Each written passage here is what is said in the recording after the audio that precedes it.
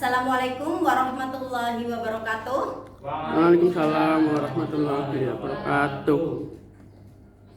Apa kabar anak-anak? Baik, Bu. Alhamdulillah. Sebelum pelajaran hari ini kita mulai, marilah kita berdoa dulu. Dipimpin ketua kelasnya, silakan Wiwit Setiani. Ya.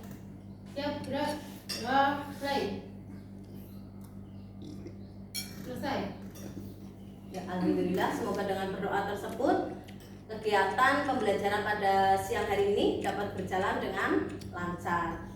Hari ini siapa yang tidak berangkat? Iya. Alhamdulillah nihil ya. Ya. Oke, di sini Ibu alhamdulillah sekarang baru masuk kelas ini ya. Saya perlu perkenalan apa tidak ini? Halo Bu. Iya, karena saya juga di sekolah ini ikut mengampu ekstrakurikuler pramuka. Jadi nanti kita bisa bertemu juga di ekstrakurikuler pramuka ya. Ya, perkenalkanlah, nama saya Muniarsi. Saya di sini mengajar Al-Qur'an hadis. Jadi sebelum dimulai, sudah kenal semuanya? Ibu boleh duduk ini ya anak-anak ya? Boleh Bu, silakan. Sebelumnya karena baru pertama, jadi kita pembelajaran Al-Qur'an hadisnya kita mulai dengan membaca Al-Qur'an terlebih dahulu. Nanti Ibu mengawali, nanti bisa menyimak dan menebak surat apa dan berkaitan dengan apa, seperti itu ya. A'udzu billahi minasy syaithanir rajim. Bismillahirrahmanirrahim.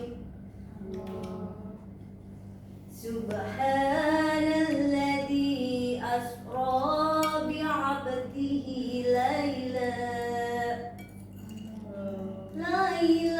minal masjidil harami ilal masjidil aqsal ladzi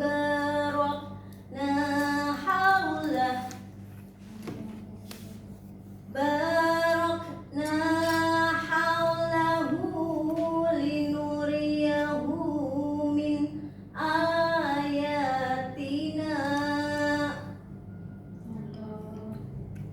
innahu huwas samiul basyir.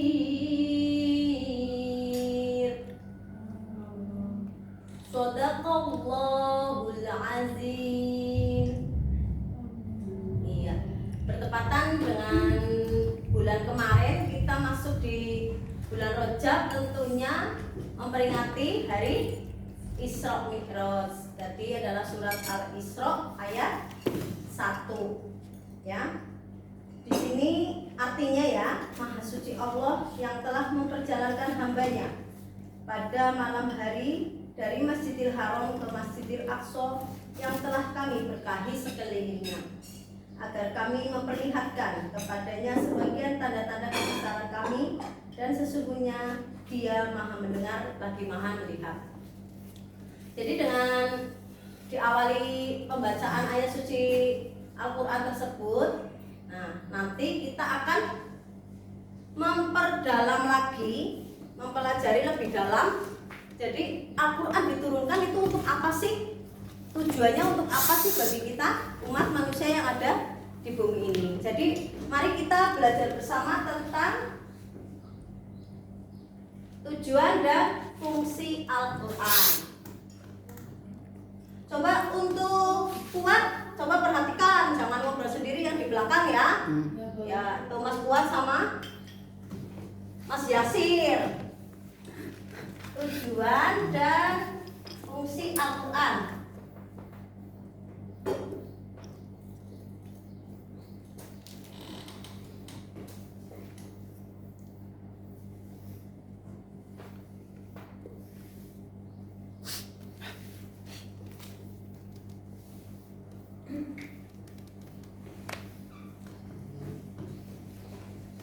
tentunya untuk pelajaran yang pertama ini kita juga harus memahami dengan benar Al-Quran turunnya di mana, ya, siapa yang mewahyukan, seperti itu.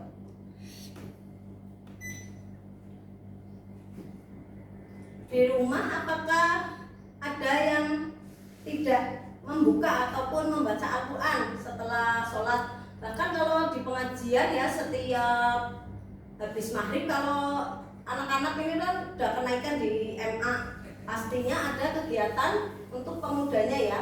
Kalau di NU itu ada IPPNU dan IPNU, ya, Ikatan Pemuda Nahdlatul Ulama dan Ikatan Pemudi Perempuan Nahdlatul Ulama. Ada yang gabung?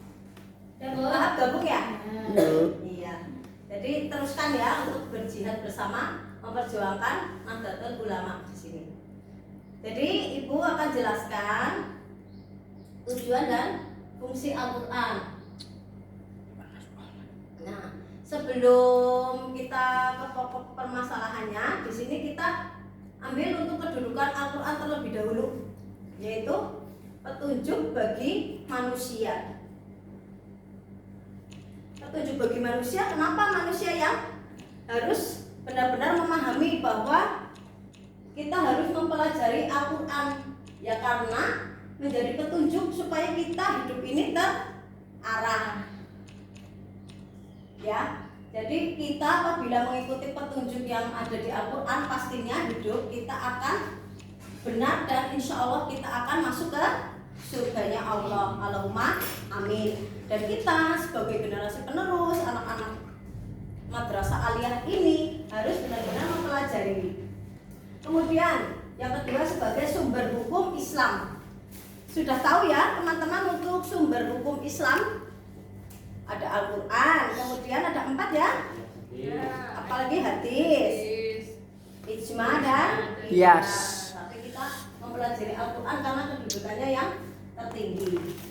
Itu juga sebagai sumber pokok ajaran Islam. Semua ajaran Islam harus terpusat atau menjadi fokus ke Al-Quran. Karena apa? Benar-benar dari Al-Quran tersebut adalah dari sejarahnya, masa lampau ya, kemudian untuk sekarang yang kita lalui, masa sekarang ini dan yang akan datang, itu sudah tertuang di dalam Al-Quran. Dan yang keempat adalah sebagai peringatan dan pelajaran manusia.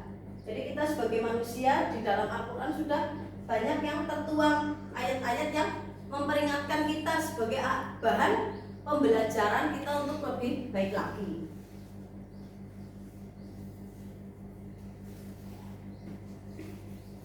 Di sini kembali Ibu jelaskan tujuan dan fungsi Al-Quran. Di sini tadi ya sudah dibahas bersama. Untuk Al-Quran yang pertama sebagai petunjuk bagi manusia.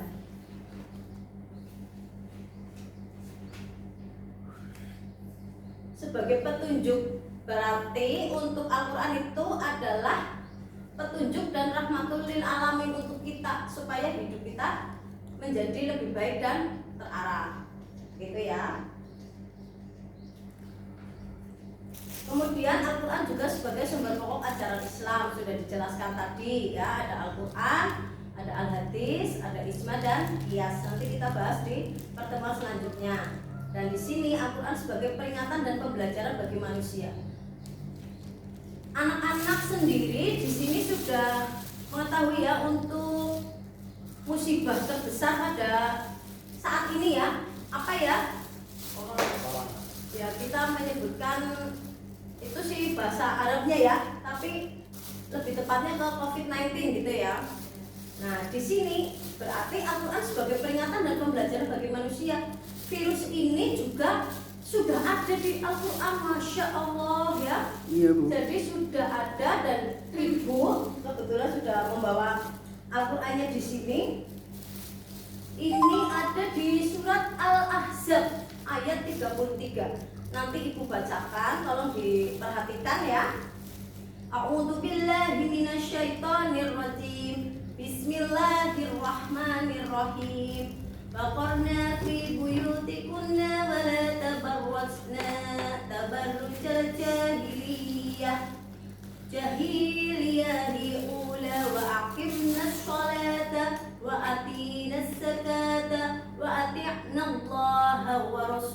rasulah innama yuridullahu liyudhiba 'ankumur rijsa ahlal baiti wa yutahhirakum tahhira. Shadaqallahul azim. Ibu bacakan artinya di sini. Dan hendaklah kamu tetap di rumahmu, dan janganlah kamu berhias dan bertingkah laku seperti orang-orang jahiliyah terdahulu. Dan laksanakanlah sholat, tunaikanlah zakat, dan taatilah Allah dan Rasul-Nya. Sesungguhnya Allah bermaksud hendak menghilangkan dosa dari kamu, wahai ahlul bait, dan membersihkan kamu sebersih-bersihnya. Jadi ini ibu tekankan sebagai Al-Quran sebagai peringatan dan pembelajaran bagi manusia kita pada saat ini benar-benar untuk berada di rumah. Bahkan sekolah harus diliburkan karena memang rentan sekali apabila di luar rumah. Jadi anak-anak bisa belajar melalui via online juga. Ya, jadi iktibar bersama supaya kita berdoa bahwa semuanya ini kan Al-Quran terciptanya ya sudah beribu-ribu tahun yang lalu. Ya, sudah turun di Gua Hiro melalui malaikat Jibril. Ya, jadi ada berapa juz ya Al-Qur'annya? Anak-anak? 30 juz. Ya, jadi seperti itu penjelasan Ibu, bisa diulas kembali besok ya pada pembelajaran untuk yang selanjutnya. Ini anak-anak sudah bisa memahami dan merenungkan ya bahwa memang benar-benar Al-Qur'an adalah sebagai penyempurna dari kitab-kitab sebelumnya. Begitu? Sekarang Ibu mau memberikan soal kepada anak-anak. Coba keluarkan kertasnya ya, dibaca. Ibu langsung bacakan saja ya. Al-Quran turun melalui malaikat titik-titik. Ya, ini awal lah, nanti bisa belajar lagi ya. Yang kedua, ada berapakah juz dalam Al-Quran? Al-Quran ada berapa juz? Sangat mudah sekali ya. Yang ketiga, sebutkan tujuan dan fungsi Al-Quran. Kemudian, mengapa Al-Quran dijadikan sebagai sumber pokok ajaran Islam?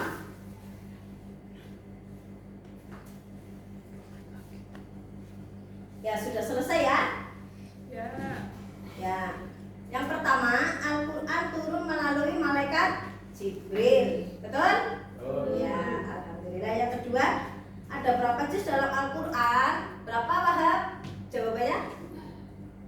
30 juz. Ya, 30 harus betul ya. Karena ilmu pasti nih. Kemudian yang ketiga, sebutkan tujuan dan fungsi Al-Quran.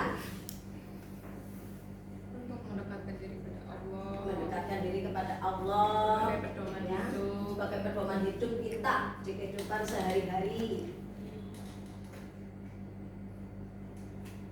Kemudian yang keempat, mengapa Al-Quran dijadikan sebagai sumber pokok ajaran Islam?